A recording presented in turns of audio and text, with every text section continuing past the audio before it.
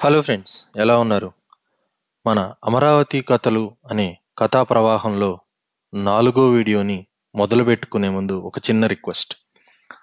మా కథల వీడియోస్ నచ్చినట్లయితే please like, comment, share and subscribe to our Lalitha కథలు ఛానల్. Thank you. ఇక ఎటువంటి ఆలస్యం లేకుండా మన 4వ కథను మొదలు పెట్టుకుందాం. 4వ కథ పేరు రెండు గంగలు. కథ ఇలా మొదలవుతుంది. కథ చెప్పు తాతయ్య అని వేధిస్తున్నారు శాస్త్రి గారి మనుమలు చుట్టూ చేరి. ఏం కథ చెప్పన్రా అని ఆలోచిస్తున్నట్లు బోసి నోరు విప్పి పైకి చూశాడు 80 ఏళ్లు పైబడుతున్న శాస్త్రి గారు. ఏదో ఒకటి అంటూ నిద్రకి ఓ పక్క ఆవలిస్తూ చేతులు పట్టు గుంజుతున్నారు పిల్లలు. సరే అంటూ మొదలెట్టాడు శాస్త్రి గారు. ఒక రోజున ఊకొడుతున్న చిన్న పిల్లలతో పాటు పట్నం కాలేజీలో చదువుతున్న శాస్త్రి గారి పెద్ద మనవడు కూడా చదువుతున్న పుస్తకం మూసి మరీ వింటున్నాడు. చాలా సంవత్సరాల క్రితం నాకు పెళ్ళైన కొత్తలో, అంటే నేను పుట్టిన తర్వాతనేనా అన్నాడు ఆఖరి మనవడు. అని నోరంతా విప్పి నవ్వి వాణ్ణి ఒళ్ళోకి తీసుకొని మళ్ళీ మొదలు పెట్టాడు శాస్త్రి గారు. పెద్దింటమ్మ గుడి దగ్గర చేనికెళ్ళి వస్తున్నాన్రా. అటు ఇటు పొలాలు, కనుచూపు మేర భూమంతా పచ్చటి కంబళి పరిచినట్టుంది. నేల తల్లి చిలకాకు పచ్చ చీర ఒళ్ళంతా చుట్టుకున్నట్టు పొలాలు. పొలం చుట్టూ తిరిగి గట్ల పక్కన కుంటలో కాసెన్ని నీళ్లు తాగి అట్లా డొంకలోకొచ్చాను. మావిళ్ల చేను దాటానో లేదో చిటపటా చినుకులు ప్రారంభమైనాయి. తలెత్తి పైకి చూస్తే సూర్యుడెక్కడో పారిపోయాడు. నల్ల మేఘాలు గుంపులు గుంపులుగా పరిగెత్తుతున్నాయి. ఆకాశమంతా నల్ల మేఘాలే. నల్ల చీర కట్టుకున్న ఆడదాని మొల్లో బాకులాగా ఆ నల్ల మేఘాల మధ్య ఓ మెరుపు. తూర్పు వైకుంఠపురం కొండ మీద ఓ గర్జింపు. వాన పెద్దదైంది. వలవలా కురుస్తుంది వాన. జలజలా కురుస్తోంది వాన. నేను గొడుగు తెచ్చుకోకపోతిని. పూర్తిగా తడిసిపోయాను. అయినా గొడుగుల గోనెగుడ్డలేమిటి, అల్లంత ఆకాశగంగ పనిగట్టుకొచ్చి ఆ నేల తల్లిని చల్లగా కౌగిలించుకుంటే ఈ మనిషి అన్నాడెవడు గోడుగడ్డం పెట్టుకోవటానికి. ఉన్నట్టుండి మబ్బులు పెద్ద పెట్టును ఉరిమాయి. వర్షరాణి తీవ్ర వేగంతో రథం నడిచేస్తుంటే రయ్యిన పరిగెత్తే రథచక్రాల ధ్వనిలా ఉంది ఆ ఉరుము. ఆ ఉరుము అలా దూరం అవుతుంటే అదిలించినప్పుడు ఆ రథానికి పూంచిన గుర్రం సకిలింపులా ఉంది. అల్లంతలో మబ్బులు గొప్ప మెరుపు. అది వర్షరాణి కిరీటంలా ఉంది. కిరీటమే కళ్ళు మిరుమిట్లు గొల్పితే ఆ రాణి ఎలా ఉంటుందో, అలంకారాలు చూడ్డానికే ఈ కళ్ళు మూసుకుపోతుంటే ఇంకా అలంకారాలు ఎక్కడ కనిపిస్తున్నాయి.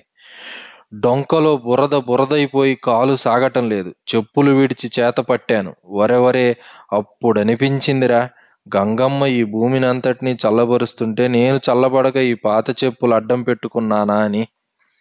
ఇప్పుడు వర్షం నా మీద కురుస్తుంది, నాలోంచి కురుస్తుంది, జల్లు జల్లుగా కురుస్తుంది, బళ్ళు బళ్ళున కురుస్తుంది.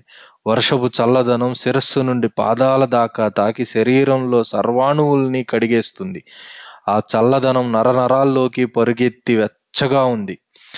అది ఎన్ని స్నానాల పెట్టు, ఎన్ని మునకలు దానికి దీటు. వర్షమంతా నా మీదే పడాలనిపించింది, నన్ను ముంచేయాలనిపించింది. ఆ సమయంలో నేను నడవటం మానేసి, ఒరే ఆ డొంక మధ్యలో నిటారుగా నుంచున్నారా. అటు పక్క చూస్తే పొలాల మీద వాన, మంచి శనగ చేను మీద వాన పడుతుంటే పైరంతా ఆనందంగా ఊగుతుంది. ధనియాల చేను మీద వాన పడుతుంటే ఆ మేరంతా కొత్తిమీర వాసన. వాన సుగంధం కలిసిపోయిన గాలి. వానకి జొన్న చేను నృత్యం చేస్తుంది. మొక్కజొన్న కండెలుబ్బిపోతున్నాయి. సజ్జ కంకులు పొంగుతున్నాయి. వరి ఉన్నట్టుండి పెరుగుతోంది. కందికాయలు పిల్లి పెసర్లు కోకోలాడుతున్నాయి. వేరుశెనగ చేను విచ్చుకొని వేళ్లల్లోకి దింపుకుంటుంది వర్షధారల్ని. అలా నేలంతా పైరంతా వర్షానికి పరిపరి విధాలుగా పొలకెత్తిపోతోంది. పొలాల మీద వాన కొంచెం తగ్గుముఖం పట్టినట్లు అనిపించింది. కుడిపక్కకి తిరిగి చూస్తే కృష్ణ మీద వర్షం జోరుగా ఉందనిపించి కృష్ణ ఒడ్డుకు బయలుదేరాను. అలా ఎందుకు అనిపించింది అని అడక్కు. రంగవజుల వారి చేను దాటి అలా కృష్ణ ఒడ్డుకు వస్తానని కదా. వరెవరెవరెవరే, అది వర్షం. అంత గొప్ప ప్రవాహంలో సంతతధారగా వాన పడిపోతోంది. నీళ్లలో నీళ్లు, ధారలో ధార, ప్రవాహంలో ప్రవాహం. వాన చినుకులు కృష్ణలో పడుతుంటే పెద్దక్క ప్రేమగా హత్తుకుంటే ఒళ్ళు జలధరించినట్టు ఆ ప్రవాహం మీద ఓ జలధరింపు, ఓ పలకరింపు. సిగ్గుతో నవ్వినప్పుడు బుగ్గ మీద సొట్టలా చినుకు పడ్డ చోట చిన్న గుంట. అంతలో ఆ గుంట మాయం. మళ్ళీ చినుకు, మళ్ళీ గుంట, మళ్ళీ మళ్ళీ చినుకులు. అంతలో మాయమై మళ్ళీ మళ్ళీ గుంటలు. కృష్ణంతా చినుకులు, కృష్ణంతా పులకరింతలు. ఇసుక మీద చినుకులు, కసకసా చినుకులు, రేణు రేణువునికి చినుకులు, విసవిస సరసరా చినుకులు, రివ్వుమని రయ్యుమని చినుకులు, ఊపులా చినుకులు, తాపులా చినుకులు, చళ్ళుమని చిలుకులు, పెళ్ళుమని చిలుకులు, దబ్బిల్లుమని చిలుకులు, పెట్టిల్లుమని చినుకులు.